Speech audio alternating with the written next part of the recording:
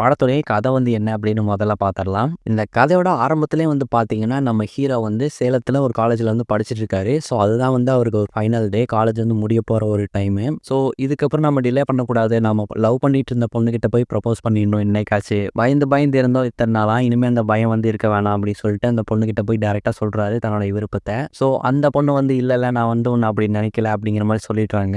இந்த ஒரு ஹார்ட் பிரேக்ல இருந்து நம்ம ஹீரோவால மீண்டு வர முடியாம இருக்கு. ஸோ இப்படி இருக்கும்போது தான் ஹீரோவால வீட்லயும் வந்து இருக்க முடியாது. ஏன்னா படிப்பு வந்து முடிஞ்சிருச்சு. அடுத்து வேலைக்கு வந்து போகணும். அண்ட் வீட்ல இருக்கிறவங்களும் வந்துட்டு பார்த்தீங்கன்னா, ஏதோ ஒரு வேலை வந்து சொல்லிக்கிட்டே இருக்காங்க. இத வாங்கிட்டு வா, அத வாங்கிட்டு வா அப்படின்னு சொல்லிட்டு, நம்ம இந்த ஊர்லயே வந்து இருக்கக்கூடாது அப்படின்னு சொல்லிட்டு, தன்னோட ஃப்ரெண்டோட உதவியோட ஹைதராபாத்ல போய் நம்ம ஹீரோ வந்து ஒரு ரூம் எடுத்து தங்குறாங்க.